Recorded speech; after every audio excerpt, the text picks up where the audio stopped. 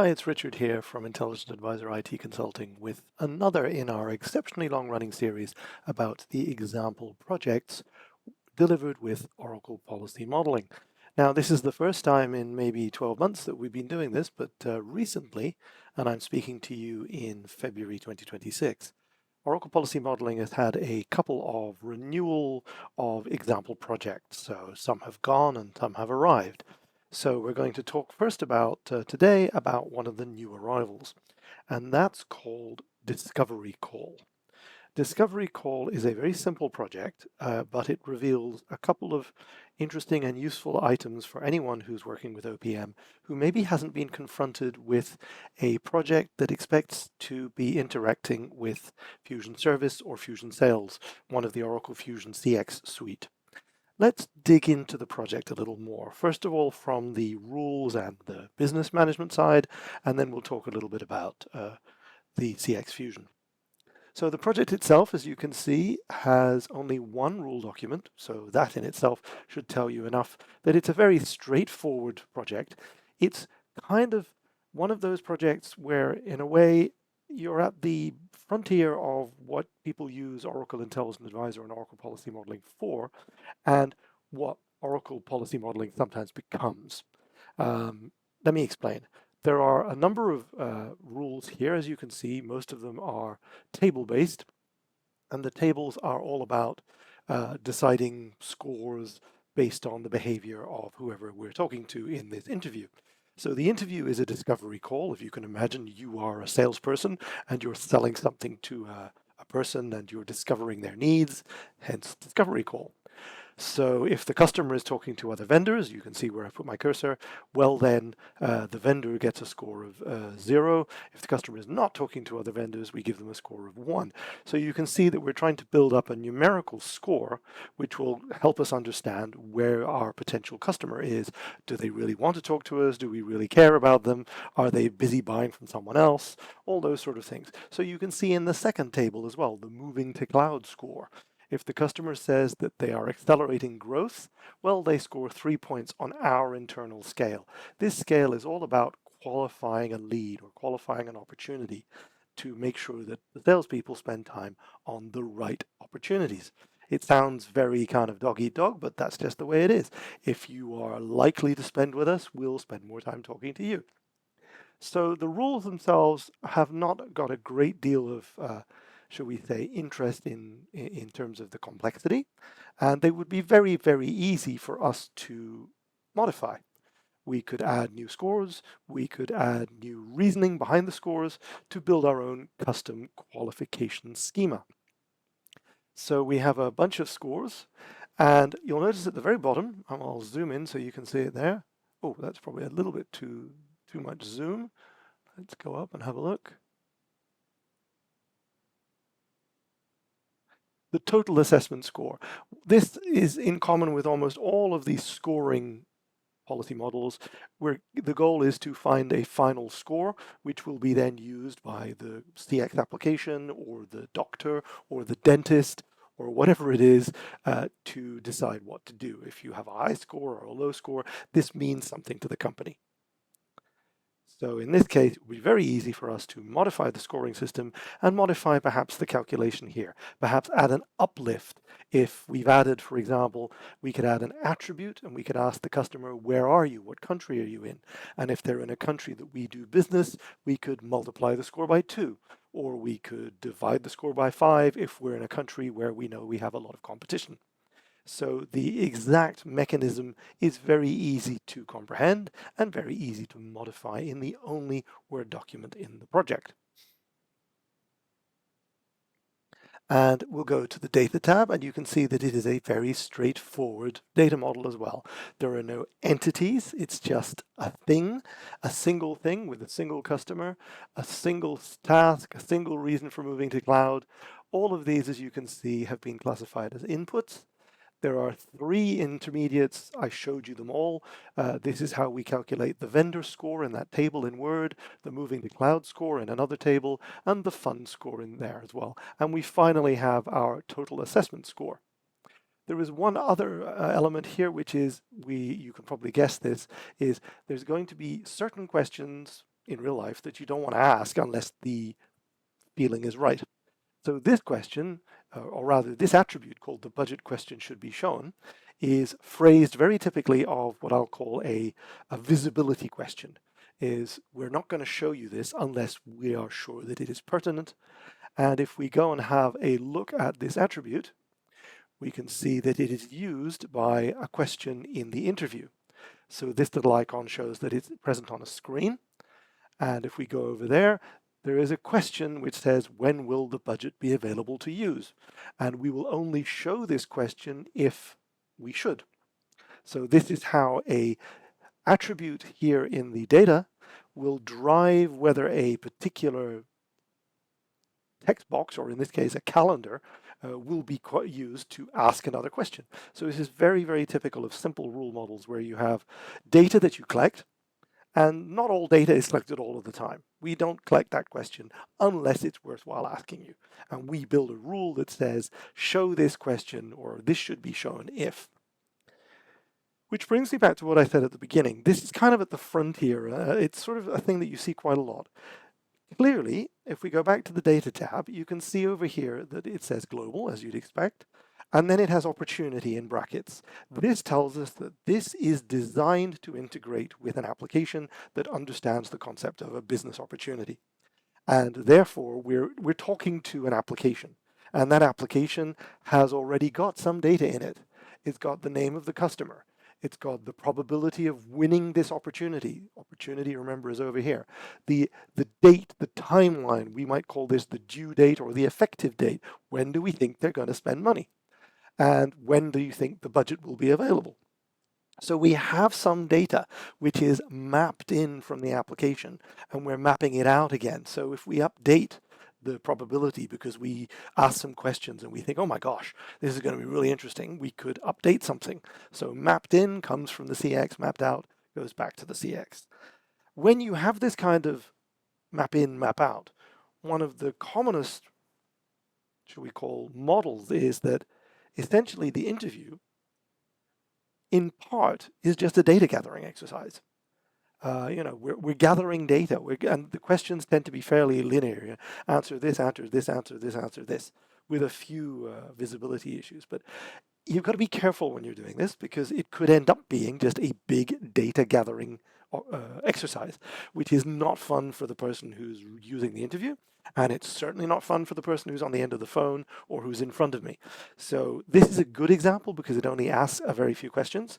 But if you find yourself confronted with an integration to whether it be Fusion CX or Oracle Siebel or Salesforce or CRM On Demand, whatever it is, and there are lots of questions being asked, you're kind of at the borderline of Oracle Intelligent Advisor is a rule engine and it's supposed to make decisions like what's the total score? That's a good decision.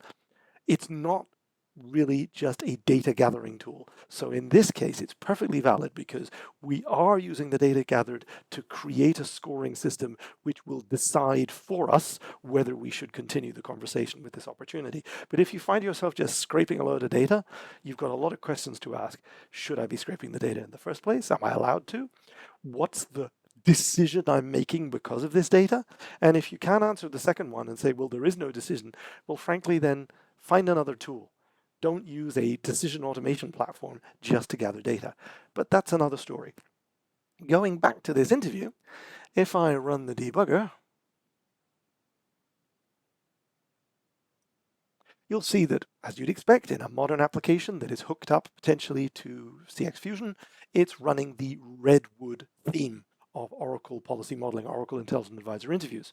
So you'll notice that, for example, when I go into the Data tab, because in the debugger I'm not connected to Fusion CX, everything will be unknown. So if I say Bob Jones as the customer, that's more what it would look like if I was using this as part of a real integrated solution with Fusion CX. So when you're running the debugger, you need to think about, oh, is there any data that normally would be coming from the CX that I will have to pre-populate here in the debugger? Because the debugger doesn't talk to Fusion CX. Coming away from the debugger for a second, if we go back to the Data tab and we go to the mapping settings, Because it's a sample project, it is connected to a instance of Fusion that you don't have access to. Whoever built this connected it to an instance of Fusion, so you would need to change this to your own instance of Fusion to be able to use it. The drop-down list is the standard list of objects available from Fusion, and therefore, if you had created, for example, custom objects or whatever, you would need to change this, refresh this, and then you would see an up-to-date list. Returning to our debugger, of course, you've got the idea now. We fill in the different questions. We want a solution in by next Wednesday. We have funding. And you'll notice as soon as I said I have funding, that question appeared. So that question is visibility driven. So it's a good example of how Oracle policy modeling does visibility of controls. If I say no, it disappears again. So you can see control visibility and logical visibility in action in this project, which is a really good one. And the other thing that I wanted to talk about in relation to this project is you might have noticed in the top right-hand corner, there's a submit button, as you'd expect, but there's also another button. There's a save as draft button. So the save as draft button, which says interview connection call, for the purposes of our example, we're really just going to study what it is, how it's built, and not concern ourselves too much with what it does. Okay, so this button, as you can probably tell, is not a standard button. It's a button that was created using an extension. And many of you will know that interview extensions are how you extend an interview. And adding another button is just one of many examples of how you would extend an interview. When I go into the styles option on the interview tab, as well as the standard options for styling, I have custom files as a button. And when I click on custom files, I get a view of the special folder, which is where you put your extensions. And you can see that we have an extension called extension.js. And without going into the complicated what it's doing and why it's doing it, I just want to pull out 4 or 5 pieces of information. First of all, anytime you see Oracle Policy Automation add extension, it's an extension that does something special in an interview. OnSubmit is the type of extension. There are dozens of types: text boxes, checkboxes, date controls, all sorts of things. So OnSubmit tells you a little bit about what this does. Then if we go down, you'll find there's another one. There's a custom label. So it's quite possible that your interview will have multiple things that have been added, and they will all do different things perhaps. And down here we have a thing called make button, and make button, as its name suggests, makes that extra button. So that extra button, when you click on it, does something involving checkpoints. So it saves data as a checkpoint. You may be familiar with the idea of an interview having checkpoints, in that if you have a 25 screen interview and the user gets to screen 5 and wants a bit of a rest, it might be nice for them to be able to checkpoint, save what they've done, and potentially your application could then allow them to resume from that point. That's quite a common one when you have a Fusion or CX application and you're talking to someone and they hang up and phone back. You don't want to start all over again. So checkpoints is another reason why they've done this. And then you have another extension down here, which is called an on event. So when something happens. So when the user has navigated, which means they've moved forward or moved back in the application. And so the goal is not to talk about the details of what these extensions do. It's just for people who are watching us and who are wondering what all this stuff is all about is it's possible to extend an interview using JavaScript, using a specially provided programming interface, which comes with Oracle Policy Modeling, which is called Add Extension. And you can create different kinds of extensions. They might be buttons, they might be events, they might be buttons, they might be other visual things. So watch out for extensions and watch out for interesting things happening in your application or in your interview. So let's go back to our project again. So in summary, Discovery Call is designed to be integrated with Fusion CX. It's a simple discovery and we'll call it an opportunity classification tool. Are you an interesting person that I want to sell something to? Do you have a budget? All those sort of things. It ably demonstrates how to create a score, which is a very good thing. It uses some extensions to create custom content in the interview. It has not used value lists, which is a little disappointing because there are several occasions it's used screen value lists, which is a little bit of a shame.